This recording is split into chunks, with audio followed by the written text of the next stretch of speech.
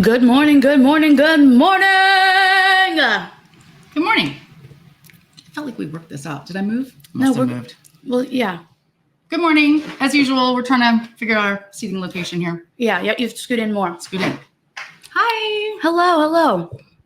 So, today we have a good episode for you guys. Welcome to Journeys and Ambitions. My name's Abigail. I'm Jennifer. I'm Journeys. I'm Ambitions. And we talk about things, just different fun topics, whether we're qualified to or not.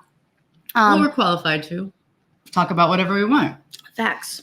We're not giving out medical advice. Yeah, maybe we shouldn't do that. But yeah, so we are going to talk today about trauma queen, about trauma, past trauma. Go ahead. I was going to put a disclaimer out there. So we are talking about trauma. Mm-hmm. And this is not major trauma. This is surface level, childhood stuff that we all go through or whatnot, and how it affects us now. And that is not to discount anybody's trauma. Right? Yeah. We know that there's horrible things in life. So we're not making light of it. We're just talking about the lighter side of it, if that makes sense. Yeah. And I've come to realize, and I think you're like this too, I'm not like a super serious person. I can be. But that's a trauma response. It probably is a trauma response. But, I definitely try to make light of situations and like make it silly, which probably isn't the best thing to do. In fact, oh my gosh, I'm gonna tell a story. Hold on. Yeah, I'm sending people the link and my phone died, so I'm doing it on my computer right now. But anyways, this happened. So I'm trying to see how I can tell the story without too many details. To protect the innocent? No, nothing bad happened. Basically, there was something going on with some friends of mine. Nothing bad, but like two of them started crying like happy tears, and they were just like crying, like sobbing, crying over something like they felt good about. Mm-hmm. And I sat there and I was like, I wish I could cry like that. I cry a lot, but it's usually because I'm sad or frustrated or mad or something. Yeah. But I never like cry happy tears.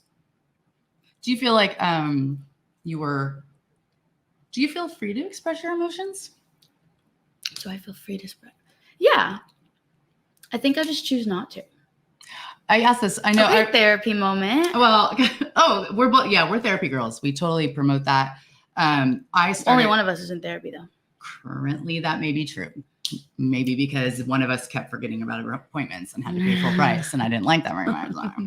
Put a hold on it. But I started like, yeah, I know. Keep talking. I started like 10 years ago. Initially started going to marriage counseling. Yeah. Therapy doesn't solve everything because it did not save the marriage, but yeah. But I continued going, and I actually stopped going because I had gone for 8, 7, 8. I don't even know how many years. I actually got a little too comfortable with my therapist. I didn't want to change because I felt like she was there for a long time and knew all the stuff. Right. You feel like you've already invested in and then you have to just start from scratch and tell the whole story and or whatnot. And I didn't want to start over. However, we were close in age and she was kind of relating to me, which is odd, but we just got too friendly. Yeah. Where it then became, I felt like I was just kind of paying somebody my friend, you know, and I liked her. So it wasn't anything personal, but when the time came, I was like, well, I think that this has run its course, So anyway, do I think I should still be in it? Absolutely. I think everybody should go. I don't think you should wait till you have a problem. Right. And I don't think when we say that, I want to be clear that we're not saying everybody should go every week. Oh, right. Like, try it out. You know what I mean? But like just going once in a while and like just checking in, making sure, I don't know. I guess some people feel like they don't need it. And like I'm in therapy. I don't go like super duper often, but I go and I always feel like I don't like say everything. Well, first of all, I feel like I don't always have like the time, I guess, to say everything I want to say. Mm. But not everything has to be said, I guess. It depends on the situation. Yeah. Maybe. I find myself like not saying certain things though, because I'm like, oh, I don't really want to get into that. So is that my fault? Like I'm in therapy, but I'm not getting everything I could out of it because I'm like, well, I don't really want to talk about to your therapist. Well, Yeah. you only have like an hour, right? Yeah. But there are some things where I'm like, I just really don't want to get into that. Or like, I know that like, I may not be like ready to hear what she has to say. Ooh, yeah. That's a good one. You know what I'm saying? Mm-hmm. You're avoiding that. Maybe. Yeah. Maybe a little bit. Well, so It's not anything like huge either. It's always like silly stuff, but I don't know. I'm still like, oh, I want to keep doing things the way that I do them. You want to be in denial? Yeah. You're like, if I learn that this is wrong, I should probably stop that behavior. Yeah. I think that's pretty common. Mm-hmm. I think that, people probably deep down know that some of their behavior is not healthy, Mm-hmm. but you would have to do work to stop that behavior, or you would, there's something that you're going to lose from that. Yeah. Or you're going to have to put some sort of effort in to change that behavior.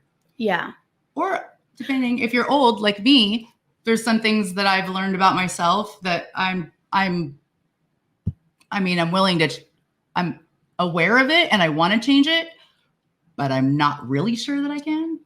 Yeah. And like, that's funny because I just went to therapy. I used to go right before our shows, but I was like, maybe I shouldn't do that. So now I found another day to do it. But, yeah, I feel like I'm also really self-aware. So like a lot of things she says to me, some things are like, okay, that's interesting. But a lot of the things I'm already pretty aware about myself. And like, she'll tell me things. I'm like, yeah, girl, I've tried that. Like now something's not working because I've tried what you're saying before because duh. And it's not working for me. And I kind of got frustrated at our last thing. Well, I said, somebody said something about the show and they said, oh, trauma is now like a buzzword. Is it a buzzword? Yeah. Trauma, narcissism, triggered, autism. Okay, well, let's use all of them. What's another one? Those are mental health. But people just want to throw them around. I got it. Yeah. Right. But empath. Sorry, now I'm just throwing out buzzwords. You want to keep going? No. All right. So, so this is, here we go. From a Gen X point of view, I saw something about, and I have it, I brought it with me too. What was a TikTok? I brought a list, whatever, about like, if you have these habits or you do these things, did you know these are reactions to childhood trauma or whatever, right? Mm-hmm. And they're like, you may not know, you think this is just a habit of yours, but really it's this. Well, here's the thing. You've seen all the TikToks about Gen X, right? Mm-hmm. That our parents literally on the news, they were like, do you know where your children are?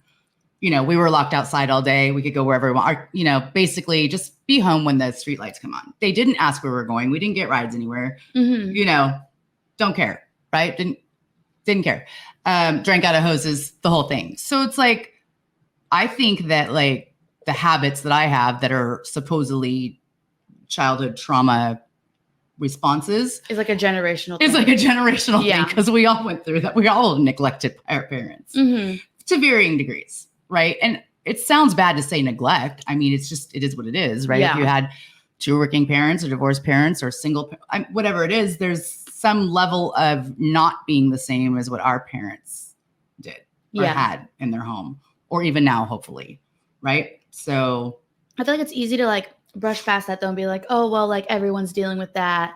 So you kind of invalidate your own self in that way. No, I just thought it was interesting because you don't know that that's a trauma response or whatever we're using for it. Because if you talk about it with your peers, they're all the same way. So you don't realize it's unusual. Yeah. So then they start talking about all this stuff and I'm like, well, doesn't everybody do that? No, not everybody does that. Weird. Yeah. Well, and like, I think some things you do as a result of like the way you were raised or XYZ, but that might not necessarily be like trauma or a bad thing either, right? Like, sure. And here's the thing too, you can see brothers and sisters raised in the same house and have completely different responses to things. Right. Yeah. And usually it's like extreme differences. I had to learn in relationships to be like more caring when the person is like sick or like Why? hurt or something. Because I would be like, oh, rub some dirt on it. You're fine. Yeah. Because I don't necessarily think is like a traumatic thing. Like I don't remember being like I think I personally thought it was helpful for me because now I'm kind of like a toughen it out type of person. Which maybe sometimes I don't take the time that I should to like take care of myself either. You know what I'm saying? Yeah. But like, I've like had past relationships, and a lot of my past relationships, the person like I'm like, oh my gosh, like it's just a cold. Get over it. They're going to the doctor, and you're like, the doctor? Yeah. For what? Which I go to the doctor. Take some Advil. I go to the doctor too now because I'm taking advantage of my health insurance while I have it. So I am going to the doctor for everything. And because like I'm so busy that I want to like make sure I get healthy quick because I have to keep doing what I'm doing. Yeah. But in relationships, I definitely have to learn to be more like caring of the other person. Now, sometimes people are ridiculous. Right? People are ridiculous about it. I'm like, oh my God. I made a human. I mean, yeah. When it comes to men when they get sick, I'm like, I made a person. So you traumatized me then. So that's why I'm like 100%. Yeah. But I learned it from my parents, if that helps you out at all. Yeah. And then hopefully I'll be a little more caring if I have children. I was caring. Well, you were. You didn't like not care, but I think it had to be like serious for you to really give me the type of like kids get like hurt for attention. They like fall down and they look at their mom and they start crying. I don't even think you would look my direction. No, come on, Gen X moms. You know that when your kid falls down, everybody goes, don't look. And so like I was never like, oh my tummy hurts. I would get attention and be like, okay, try go to the bathroom, try throwing up. Go to sleep. Literally. And so now when I feel sick, I'm just like, I guess I'll just go to sleep. I'm going to feel better when I wake up. And it usually works actually. So, yeah. I mean, you just need some rest. I mean, to be fair, that's how I treat myself as well. Like same. I do the same to myself. Like, too. I think we all get it. So I'm just going to say it. I'm supposed to get a colonoscopy. Like I've reached that lovely age, which I haven't done. I know I need to, but I haven't done it. I really am avoiding it. And if I have any friends listening, I know they're going to chime in with, I've got mine, because I hear that a lot. And anyway, point being, if you know me, I'm always like, oh, my stomach hurts, or this. I'm always complaining about my stomach. Yeah. So me of all people should probably go have that checked out. And I'm still like, I'm fine. Yeah. I'll take some Tums. I'll be fine. I'll drink some water. I'll lay down. Mm-hmm. I have my thing where I'm like, I'll take Advil, Tums, and a bottle of water and lay down. I'm fine. Yeah. Everything's fine. So anyway, yeah. So but that's a result of some sort of like trauma, not trauma. Like, again, I think maybe trauma isn't the right word to use, but the result of like something that happened to you or something that occurred when you were a child that you're like, oh, I guess that's just how things are. The reason I asked you about emotions is, and this is Jennifer in therapy, things I've figured out about myself, my own reading as well. But my childhood was interesting. And I definitely had a period of time, which turns out was a pretty important period of time. Yeah. And when you form yourself or your whatever, where, please parents, don't be listening. So my parents were divorced. My mother's second husband was highly toxic and abusive, like physically, mentally, verbally. I mean, horrible. Yeah. And didn't really care for me too much. Mm-hmm. And so didn't want to hear me or like want me there, Yeah. But I was there. So I became very, I know it's hard to believe, but introverted, and my safe place was being alone in my room. Yeah. To the point of where, like, if I heard somebody come down the hall, I'm like, please don't come in. Please don't come in. Please don't come in. Like, I didn't want, Yeah. So, and then I started like mirroring other people's emotions so that I knew it was okay. Mm-hmm. Oh, you guys are laughing? Oh, it's like, oh, so like that's okay now. Like you've gotten permission. Yeah, it's like I had to have someone like make whatever emotion I was having is okay, right? Yeah. So, so it's like I had to read the room before I could figure out how I was supposed to be feeling. Yeah. And then like at the same time, my father had not his wife now, but by the way, they're not married to these people anymore. My father had a wife that was insane. Insane. I mean, you know, sorry, I'm just going to say that. Yeah. Also didn't like me. So there was literally like no comfortable, safe. No comfortable place. The only place I ever felt comfortable was the drive in the car when my dad picked me up and took me home. Like that was my safe. I felt safe with my father. Right. Yeah. But not, so there's like 2 or 3 years when I just felt like nobody wants me to be around. Yeah. And I have nowhere to, so I started becoming more social at school because that's like the only place that I could, you know, do that. Anyway, this is not like a sob story, but it's interesting now on how I relate to people. Yeah. And my like relationship type, my attachment type and all that sort of thing. So, and so when I start reading about it or talking to therapists about it, and I'm like, oh, that makes sense. Yeah. I didn't even realize that about myself. Yeah. You know, so, yeah, it's been interesting. And then I'll catch myself like having the reaction that's expected, not how I actually feel. Yeah. So, if someone's going to be nonchalant with me, you're getting nonchalant from, you know, you call it matching energy. Mm-hmm. I think I'm being a badass. I'm matching energy. No, this is what I do because I don't really know what not to do. I feel like I filter my emotions usually, and I don't like, because we've talked about this on the show before. I'm very bad with confrontation. So there are like a handful of people that I like let see certain emotions, and they just get all of it, because with everyone else, sometimes like I can just like, I can watch scary stuff and not feel fearful at all.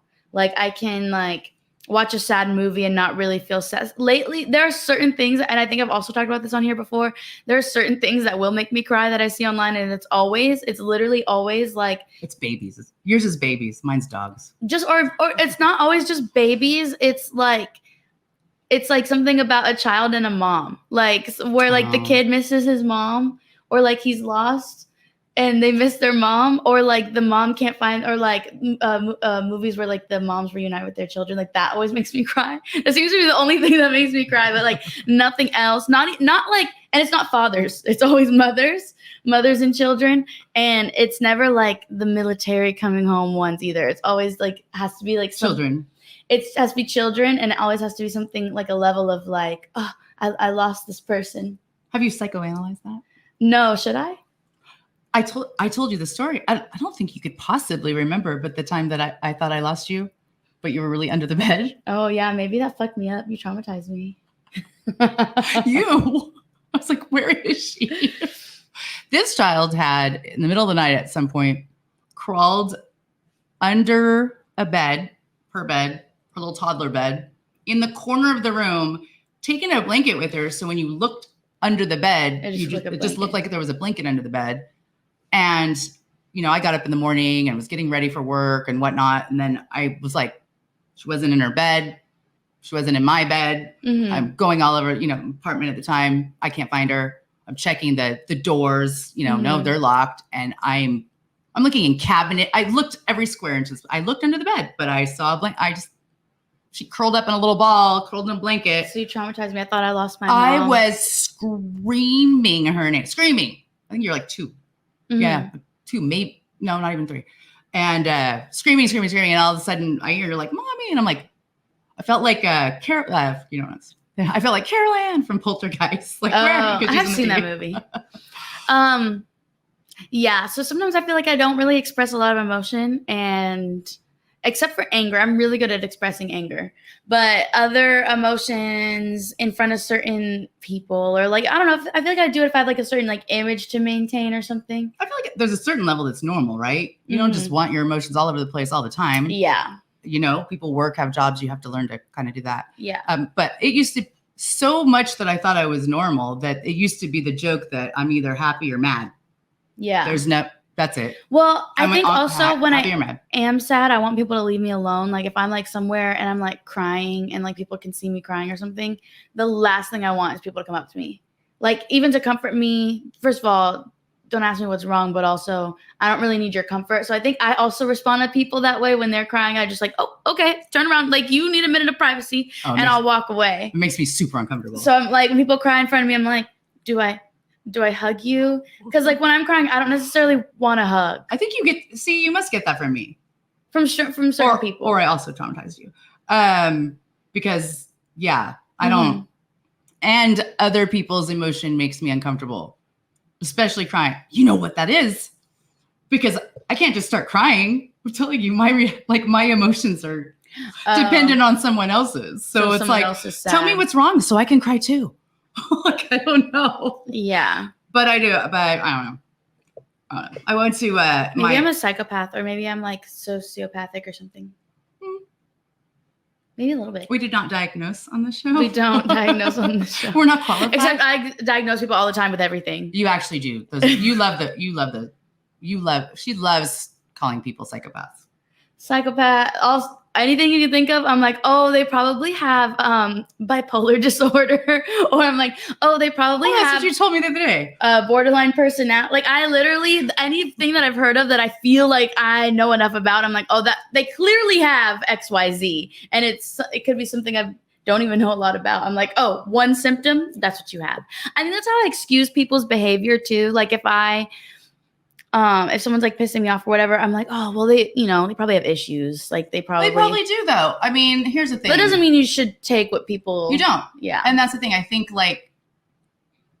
once you start to learn about yourself, if you are willing. So my catalyst was, relationships and just not succeeding in that. And that's when I said, I don't know if there's some changes I can make. Right. So I look good also, by the way. You do look good. Okay. Thanks, girl. So like come to find out that I have self-diagnosed like avoidant tendencies when it comes to relationships. I have the opposite. I have anxious. So I tend to go after people who are avoidant, and so they trigger me and I trigger them. And that's happened in a lot of my relationships. Yeah. And then they have abandonment issues. But like I'm avoidant, so I'm ready for you to abandon me. I'm expecting it.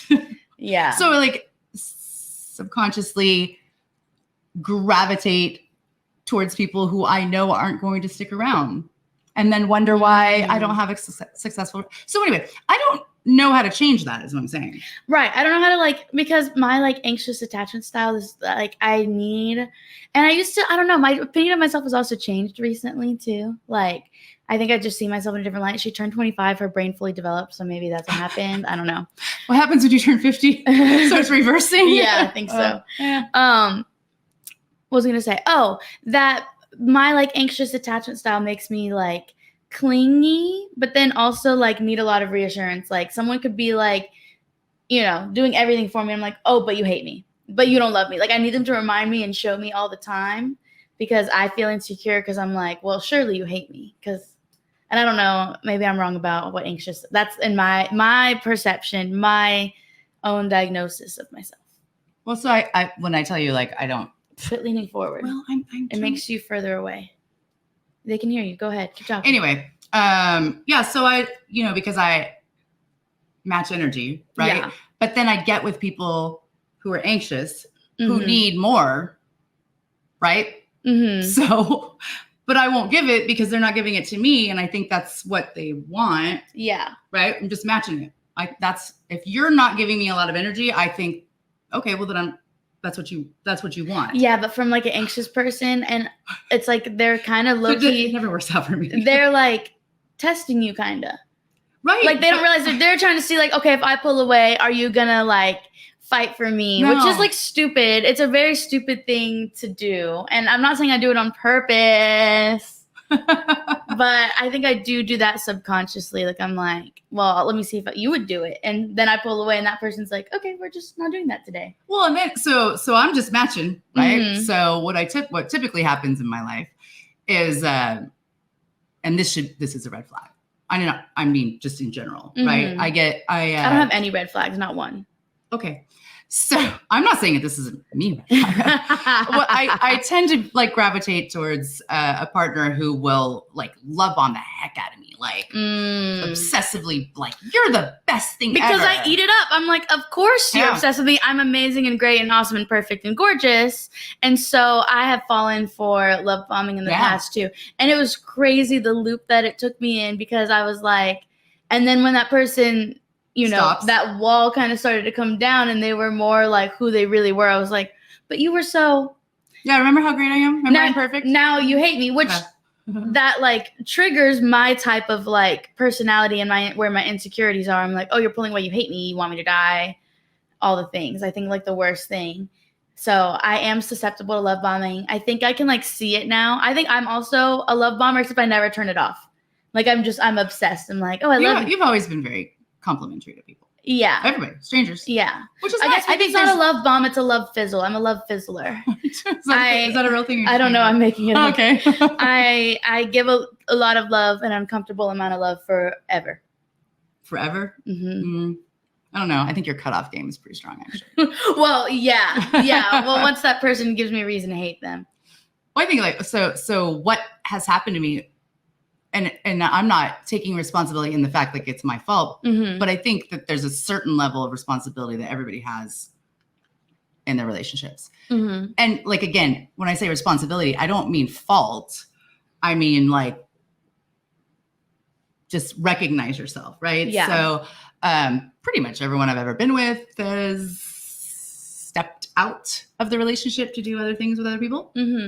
And so then I kind of realized that, you know, because I'm doing that match energy thing and I'm with anxious people who need that validation and now I'm not giving it, they're going to get it somewhere else. Yeah. So I don't think it's right. And I think basically at some point, if I am ever in a relationship again, there has to be just like communication, which is also going to be difficult for me because I'm not good at being vulnerable with people. So you're not. Does anybody have cats that they want to get rid of? No, I'm just kidding. No, I'm not good. I'm not good at opening up and having those conversations. So yeah, so even, you know, last week there was a storm. That's why we canceled last week's episode and postponed it to today. We were supposed to talk about this last week, but as you guys know, there was pretty bad storm that hit the Houston, I think more than just, I think it hit Texas pretty bad last week. And so we decided to cancel the episode because even our power had just come on. Like who's to say it wouldn't come back off or turn back off? I mean, we were originally going to take off today because it's Memorial Day weekend. And then we switched it over. And so I decided to make a post to like let people know that we're doing it. And it was hard for me to be like, I don't know, like sympathetic, I guess. Because our power was back on? No, not like that. Not like, well, mine's fine. It was just more like, I don't really know how to address that because like, I don't know. Because I just like, I'm not like a super sentimental person. So it was hard for me to be like, I hope everyone's okay. She's really not.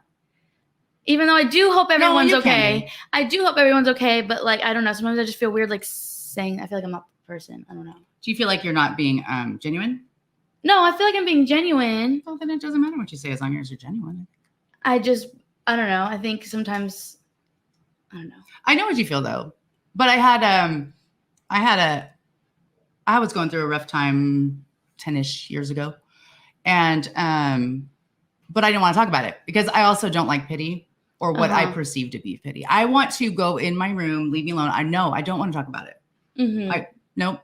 If I'm going to show emotion, I'm going to do it in my room where nobody can see it because that's what I was saying earlier too. I think that because I spent so much time alone, like I can express it alone.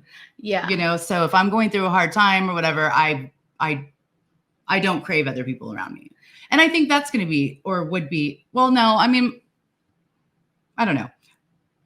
My marriages, my husband seemed to be fine with leaving me alone when I was emotional. Yeah. So I said mad or happy. So usually I was mad.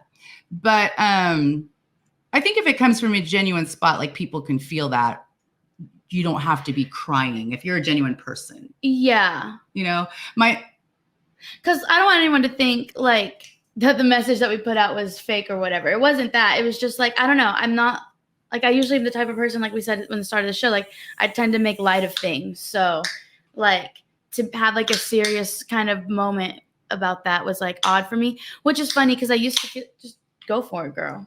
Well, you're already being loud. Going for a sponsorship. Yeah. Well, don't show it if we're not getting a sponsorship. I just show the side. What was I gonna say?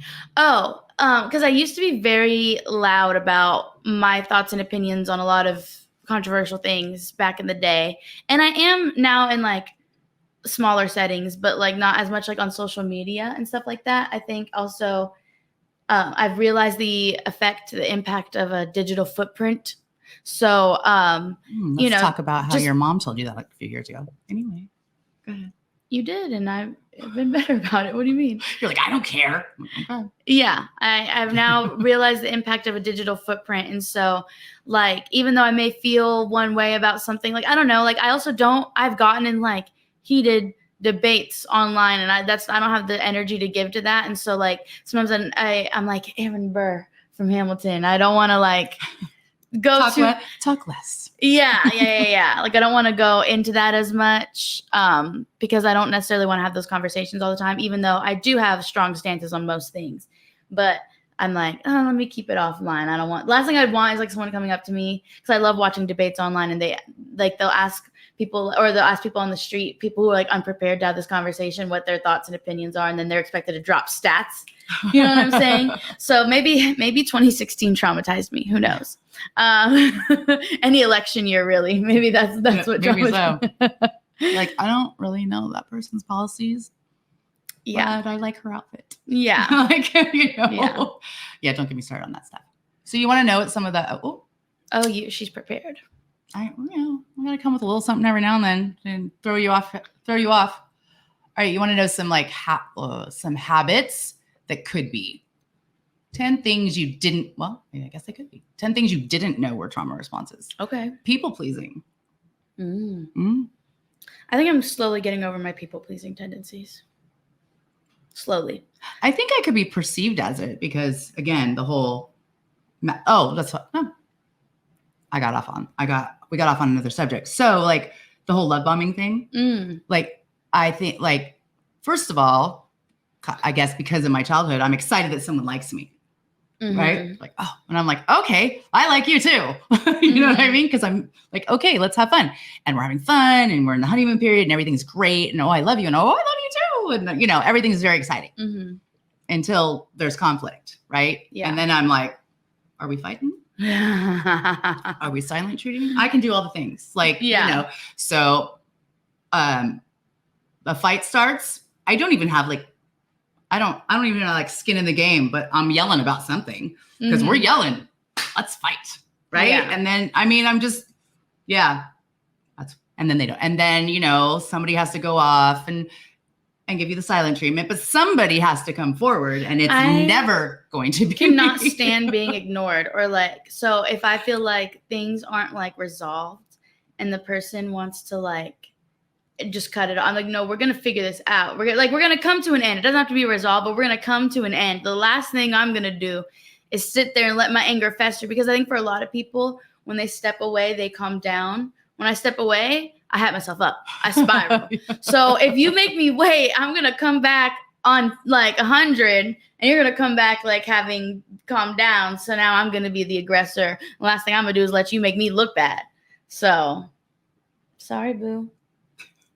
So you know how they say like relationships, like, you know, when you talk about like you both have to give 100%, but that means you have to make up for when the other person's at. It's like 8. Sometimes it's 80-20. Sometimes it's 60-40. Yeah. Yeah. So I can't do it. But I know that about myself. And that's why I'm saying I don't know if I can change it because I don't know how to. First of all, I don't even know where to meet anybody. But besides that, how do I don't know. How do I know? How do you know what? How do I know if he really loves me? I say a prayer with every heartbeat. Okay. You're going to take this off the internet. It's copyright, ma'am. No, like how, if I'm drawn to people who show a lot of enthusiasm for me, am I supposed to now look for people who don't like me? Like, how do I turn that around? I don't really know how to do that. Okay. So I the wanna only keep- thing I guess I could like, I'm just saying I seem to, I'm attracted to, or I attract the non-matchy match. Mm, Does that make sense? yeah, Okay. Yeah. I love that. I'm also like, sorry for whoever's watching who knows me. Like if you send me a text message that isn't a question, I might not answer it. And and then I get people mad at me. Like, you didn't answer. Did you get my text? Yes. Well, you didn't say anything. It didn't require a response. Can we start our roast Jen hour for a second? Oh, geez, here we go. Because you will complain about a text message you get from somebody and be like, what does this even mean? They're like fishing. They're like, or whatever. Like, basically when someone says something and they kind of expect you to know the underlying meaning. Guess who else does that? You. How many times do you text me something and you're like, she'll just be like, oh my God. Or just ugh. UGH. Ugh. Ugh. And if I don't respond, she'll say nothing else. So that's like, you're like wanting me to be like, what? What is it? And I wish you would just. I don't think I do that. You do that. Because I yell at other people for doing that. I do.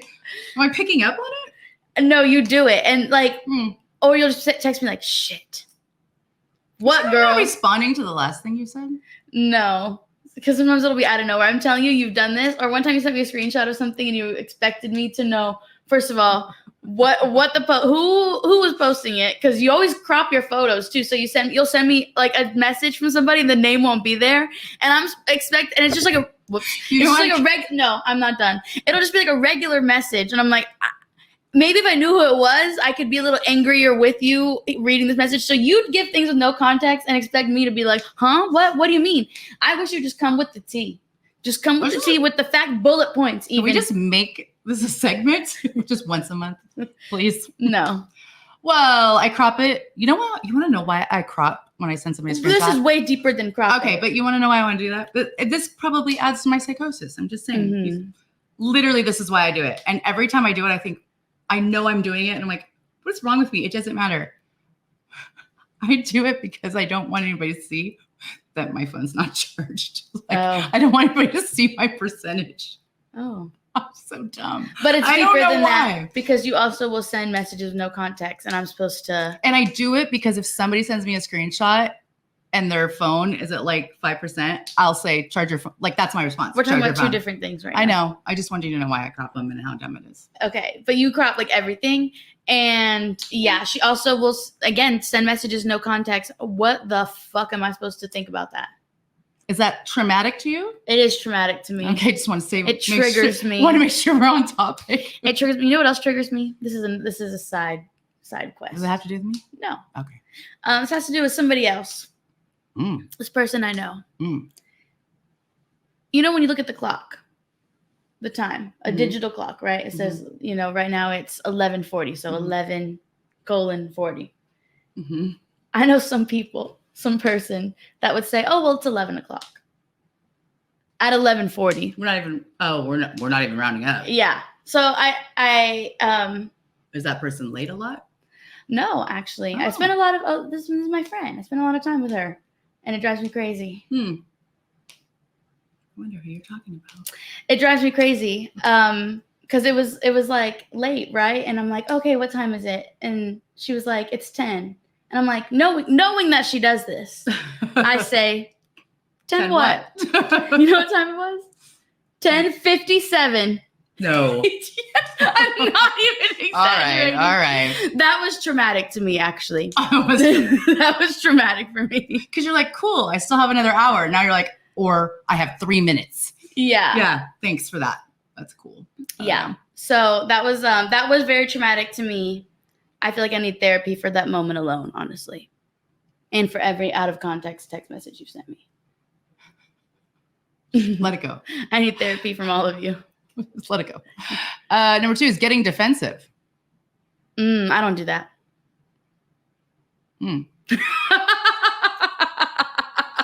Okay. I think I do.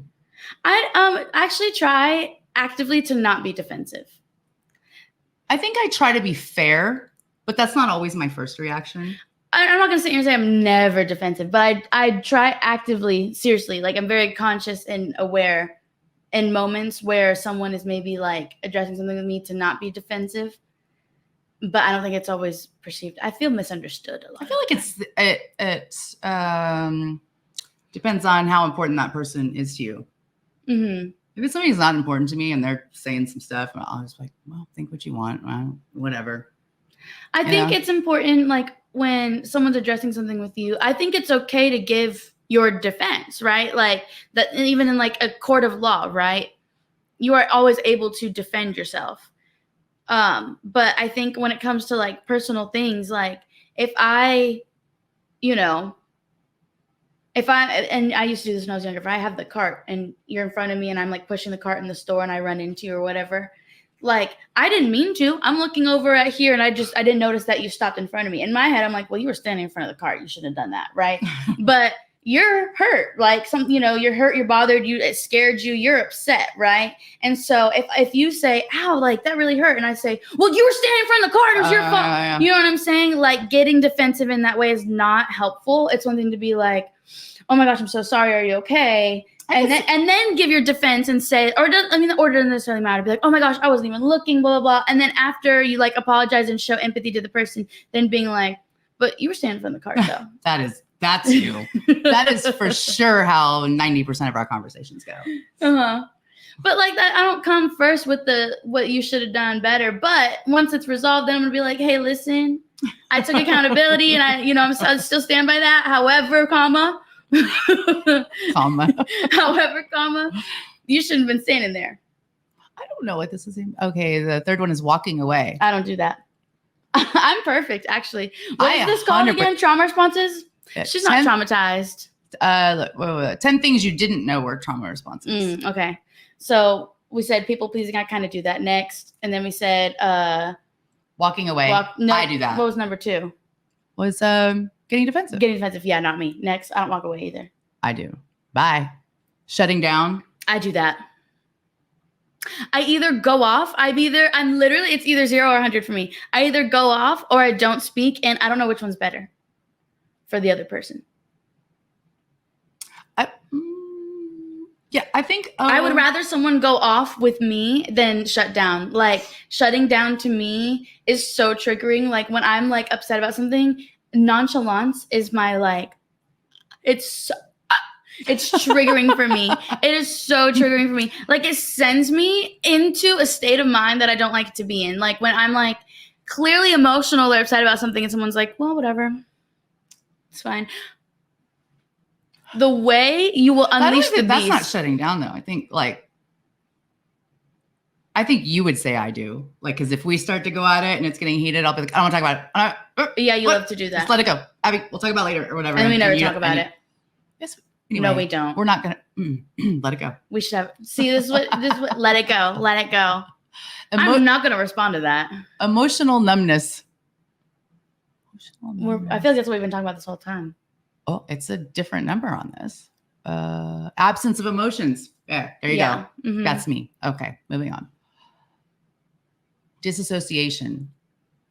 No, I hyperfixate. I think I do the opposite of disassociate. I hyperfixate on something, which I've recently been going through this thing where I've been hyperfixating on this one situation. And I am trying not to hyperfixate it on anymore. So I found another subject of my hyperfixation. That's healthy. And now I'm hyperfixating on that situation that isn't actually that big of a deal at all, but I am making it a big deal so that I don't focus on the thing that actually does feel like a big deal. Oh, see, I don't think that's I'm doing jumping jacks, or what do you call it? That's good to know that, because I've heard you make a big deal about very small things. You can hear everything in this house, by the way, like everything. And so I've heard her on the phone or whatever, really being ridiculous. About what? I'm never ridiculous. Man. What are you talking about? About friends of friends. Yeah. Abby is possessive of her friends. Mm-hmm. She doesn't often enjoy when her friends have actual. Okay, now you're getting too. Now you're giving too much. Well, I'm like that too. Anyways, I am like that. I have found a new subject of my hyper independence. That 100%. That's me. Yeah. 100%. So do you have trouble asking people for what you need or for help? Yeah, because I feel like no one's gonna do it as good as I do, and if they do it, or like if I feel like I have to like beg somebody, like if I do ask for help and the person's kind of like, oh well, oh, I'm like, forget it, literally forget it, like either do it or don't. See, I struggle with it, really, really struggle with it. But if I really think about it, I think it's because I don't think they're going to show up. And then I'm going to be, Yeah. I'm going to be like, screwed. Like I expected someone to show up and help me and they didn't show up. Yeah. And I have self-fulfilled that prophecy because it is happening many times. So yeah. I don't, Yeah. Anyway. So yeah, hyper independent. Constantly keeping busy. Oh yeah, I do that.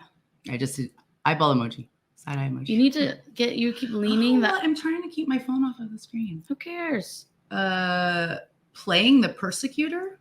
What is a persecutor again? I was thinking prosecutor. Is the voice of blame and shame. Harsh critics who set rigid rules to impose control over situations where they believe they are the authority figure. I do believe I'm the authority figure because I think everything I do is perfect, but I don't think I like shame people for not.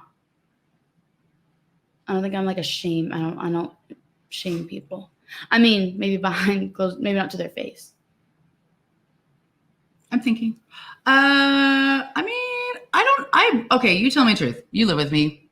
Mm-hmm. I think I'm pretty, I don't think you're a shame person. I think I try to honestly, like maybe not 100% of the time, but I would say almost, I try to put myself in that person's shoes and go, well, okay. I mean, I maybe have done that too.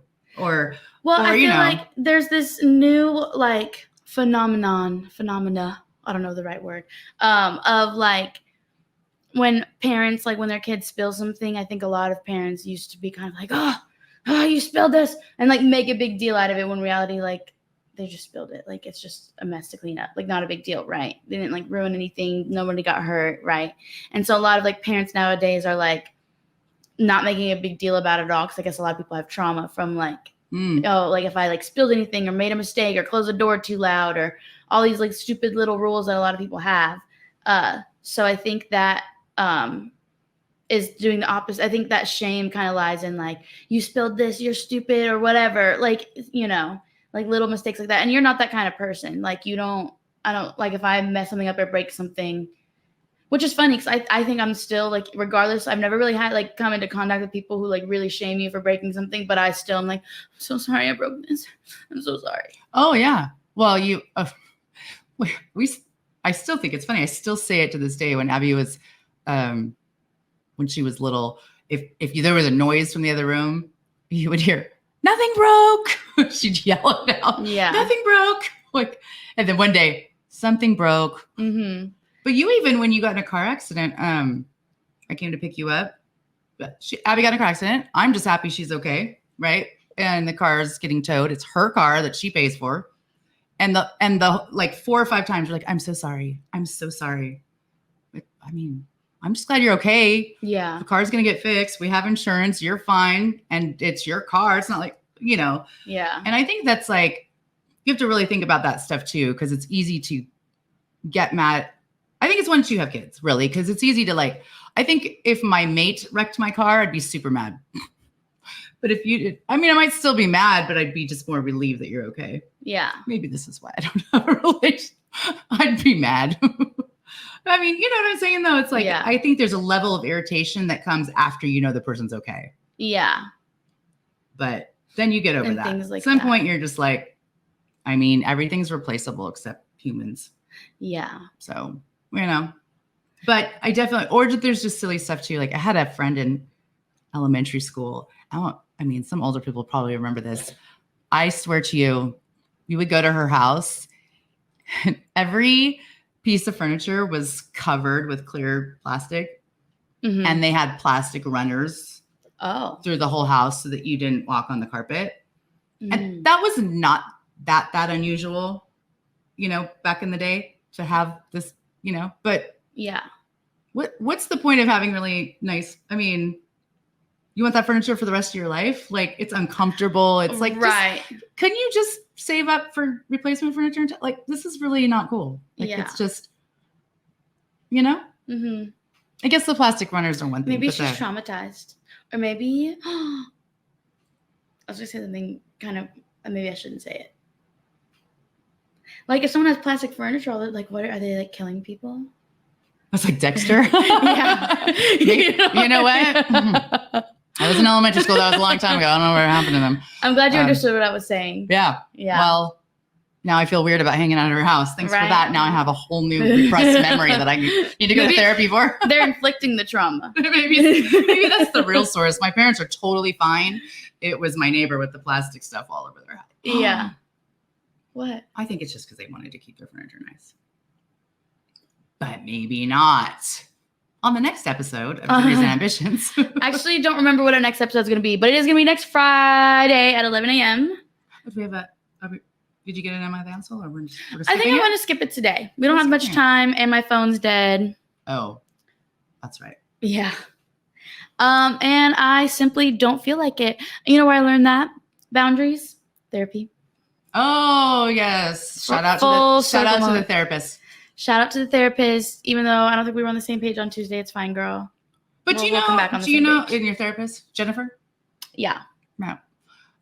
Jennifer said that everybody should like and subscribe. Like and subscribe. Jennifer said that.